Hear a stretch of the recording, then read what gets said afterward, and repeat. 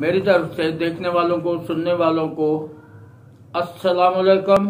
मुझे उम्मीद है कि आप सब खैरियत से होंगे और अल्लाह पाक आपको अपनी हिफ्ज़ो अमान में रखे। आज के व्लॉग में एक तो 4 बाग स्कूल वैन पर दहशतगर्दों का हमला हुआ। ख्वाजा आसफ ने उस दहशतगर्द हमले की शदीद अल्फाज में मजम्मत की। अब दहशतगर्दी ने एक बार फिर सर उठा लिया। शुजात हुसैन की वज़ीर आज़म पाकिस्तान मियाँ शहबाज शरीफ साहब से मुलाकात, और मुलाकात में उन्होंने क्या मशवरा दिया। अमेरिका ने पाकिस्तान के साथ तल्लुकात को बेहतर बनाने की ख्वाहिश का इजहार किया है। डॉलर मजीद नीचे आ गया। इसहाक डार साहब का इलेक्शन बारे 2 टोक बयान, इमरान खान के लॉन्ग मार्च के हवाले से राणा सनाउल्लाह का मौक़िफ़, इमरान खान के लॉन्ग मारने की वजह से हुकूमत ने कितनी रकम जो है मुख्तस की है, फवाद चौधरी का लॉन्ग मार्च करने के हवाले से एक बार फिर मुसम्मम इरादा, इमरान खान साहब को अदालत ने तलब करने के लिए रिलीफ दिया। इमरान खान की मीडिया से गुफ्तगू में हैकर की वीडियो वायरल करने पर तहफ़्फ़ुज़ात, सैलाब मुतासरीन, मौसम की तब्दीली के साथ सख्त मुश्किलात का शिकार। तो इसके बाद मैं आपको इनकी तफसील में बताता हूँ। तो जिन दोस्तों ने चैनल सब्सक्राइब नहीं किया या लाइक नहीं किया, शेयर करें, लाइक करें और सब्सक्राइब करें। जी शुक्रिया। तो अभी आते हैं इनकी तफसीलात की तरफ। तो सबसे पहले इमरान खान साहब को प्रोटेक्शन बेल दी गई है। उसके बाद इमरान साहब का अपने दौर में तालिबान के साथ जो हमदर्दियां थी वो सब कौम जानती है। अब जियो न्यूज़ पर जो रिपोर्ट किया गया उसके हवाले से उन्होंने बताया कि सरहद के इलाके में दहशतगर्दी ने फिर से सर उठा लिया है और ख्वाजा आसफ साहब ने शदीद अल्फाज में मजम्मत की और सूबाई हुकूमत को इसका जिम्मेदार करार दिया। बल्कि मौलाना अताउर रहमान ने भी तनकीद करते हुए कहा कि वज़ीर आला सवात के हैं और जबकि सवात में ही दहशतगर्दी सर उठा रही है और लोगों का अगवा वगैरह जो है इसमें भी इसका भी काम जो है वो शुरू हो गया है। कराची में भी जराइम पेशा लोग जो हैं उन्होंने सर उठा लिया है और वारदातें वो भी करते हैं। अब चौधरी शुजात हुसैन ने वज़ीर आज़म पाकिस्तान के साथ मुलाकात की और मुलाकात में चीफ ऑफ आर्मी स्टाफ की तकर्री के बारे में मशवरा दिया कि कानून के मुताबिक आप काम करें, महंगाई पर तवज्जो दें ताकि डॉलर के नीचे आने का फ़ायदा जो है वो अवाम की निचली सतह तक पहुंच सके। अब अमेरिका ने पाकिस्तान के साथ अच्छे ताल्लुकात और बेहतर ताल्लुकात बनाने की ख्वाहिश का इजहार किया है। इसहाक डार साहब ने वाज़ेह तौर पर ये वजाहत की है IMF के जो मुआहदा है उसे मुकम्मल करने के बाद इलेक्शन करा दिए जाएंगे। और बजाते खुद इसहाक डार साहब का कहना था कि वो इलेक्शन में चले जाएंगे। अब इमरान खान साहब ने जो लॉन्ग मार्च की काल दे रखी है उस पर 41 करोड़ रुपए की रकम मुख्तस की गई है। अब उस वक्त मुल्क का ये पैसा ज़ाया हो रहा है जब गरीब आवाम जो सैलाब ज़दगान है वो बेचारे सर्दी आने के खौफ से सख्त परेशान हैं। और वैसे भी जब मौसम बदल रहा है, खुले आसमान के नीचे बैठे हुए लोग, उन्हें तो वाकई इन चीज़ों की ज़रूरत है। मगर यह है कि हमारी सियासत है, हमारे सियासतदानों को इस वक्त उठकली लगी हुई है, उनको कोई चीज़ जो है वो मजबूर कर रही है को वो जो है इन दिनों में ही सियासत करेंगे और लॉन्ग मार्च करेंगे या धरने देंगे और उसके कानूनी मामला जो है उसके मुकाबले में उसे रोकने के लिए या उस पर जो अखराजात आएंगे, क्योंकि जब वो लॉन्ग मार्च के लिए आते हैं तो लॉन्ग मार्च में ज़ाहिर है हुकूमत का खर्च होता है, वो फोर्स को सिंध से भी बुलाएंगे वगैरह वगैरह। बहरहाल उसके लिए 41 करोड़ रुपया रखा गया है जो खर्च किया जाएगा और इस 41 करोड़ का कोई माँ बाप नहीं होगा।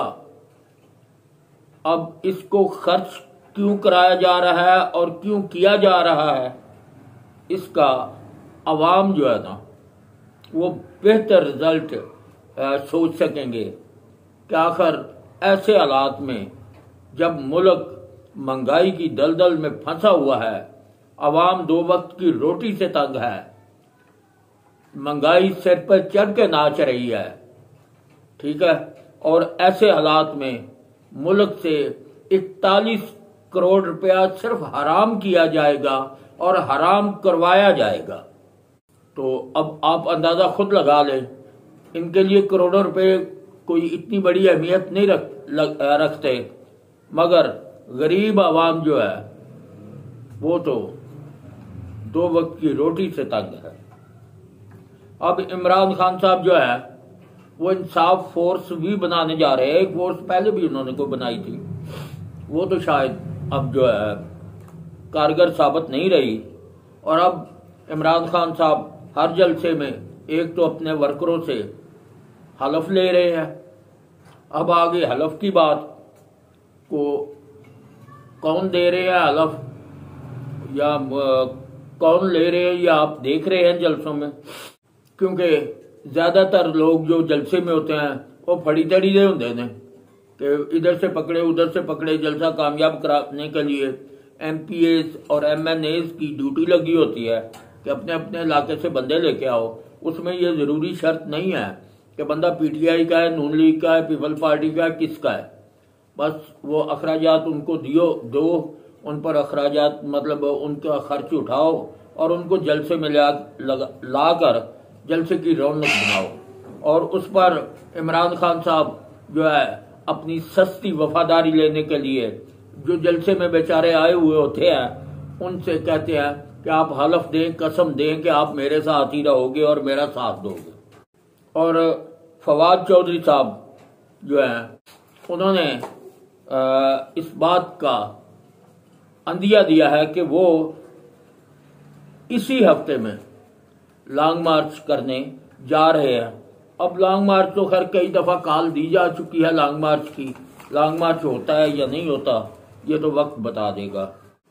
अब पंजाब से हाशिम डोगर साहब जो हैं वो मुस्तफ़ी हो गए हैं। पंजाब में जो है वो इस्तीफ़ों का रवाज चल निकला है जिसमें इस्तीफ़े दिए जा रहे हैं। अब बलूचिस्तान, सिंध, सरहद ये सारे सूबे जो हैं सैलाब मुतासरीन हैं। जिन मुश्किलात में वो घिरे हुए हैं, किसी भी सियासतदान का ऐसे मौक़े पर सियासत करने के जो जवाब है वो पैदा तो नहीं होता। ये जो पैसे लग रहे हैं ये पैसे जलसों पर आगे पीछे लगाने के लिए उन बेचारों को देने चाहिए ताकि वो सर्दी में अपना सर छुपाने के काबिल हो सके। वहाँ मच्छर और बीमारियाँ भी आ रही है जिसके लिए इंडिया से मच्छरदानियाँ वफाकी हुकूमत मंगवा रही है। अब इमरान खान साहब को जो हैकर की तरफ से वीडियो या ऑडियो आ रही हैं या जिसका अब मज़ीद अंदिया दिया गया है उसके लिए इमरान खान साहब कुछ परेशान से लगते हैं और उनका कहना है कि ये जो रिकॉर्डिंग है ये रिकॉर्डिंग सियासतदानों की जो ज़ाती मामलात हैं ये वायरल नहीं होनी चाहिए।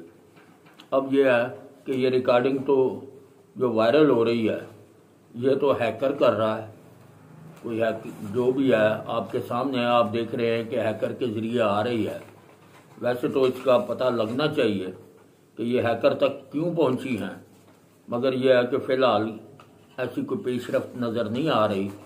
2 बंदे तो गिरफ्तार किए गए हैं, उनकी तफ्तीश जब होगी, जो चीज़ सामने आएगी वो मैं अपने नाजरीन को बताता हो जाऊँगा। फ़िलहाल जो है उसे जो है ये हर बंदा जो है वो अपने मुफादात के लिए काम कर रहा है, और मुफादात जो थे ये वीडियो में भी मुफादात ही लगते हैं, क्योंकि इससे अक्सर तो ये होता है कि रोका जाए इनको ब्लैकमेलिंग के लिए ये पैसा, लेकिन एक जब उनका हदफ पूरा नहीं किया जाता या उन्हें नहीं दिए जाते तो एक एक करके सारी ऑडियो जो है वो मंजराम पर आ रही हैं, और अब उन्होंने उनकी वीडियो और रिकॉर्डिंग फोरेंसिक रिपोर्ट के साथ जो है वायरल करने की धमकी भी दी है। मेरी तो खैर ये एक गुजारिश है कि इस वक्त मुल्क जिन हालात में है, जो भी है इलेक्शन में 2-4 महीने 6 महीने रहते हैं, ये सुकून से खैर सियासत करनी चाहिए सबको।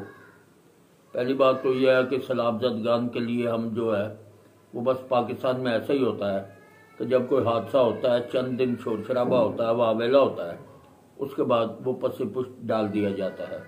लेकिन सलाब मुतासरीन पसे पुष्ट डालने वाला मसला नहीं है, क्योंकि ये उनकी ज़िंदगियों का, उनके बच्चों का, अब वो लोग इस बात से भी परेशान हैं कि उनके बच्चों की तालीम तबाह हो रही है, बर्बाद हो रही है, ना तो कोई स्कूल रहा और ना स्कूल भेजने का कोई इंतज़ाम है उनके पास, ना उनके पास कोई किताबें हैं, ना कापियाँ हैं।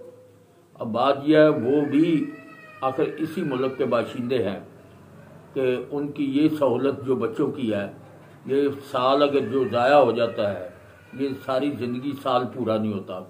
इसके जो असरात मुरतब होते हैं, ये देखने में तो साल बच्चों का ज़ाया हुआ, अगले साल नहीं, ये 1 साल ज़िंदगी का भी उनका कम हो रहा है।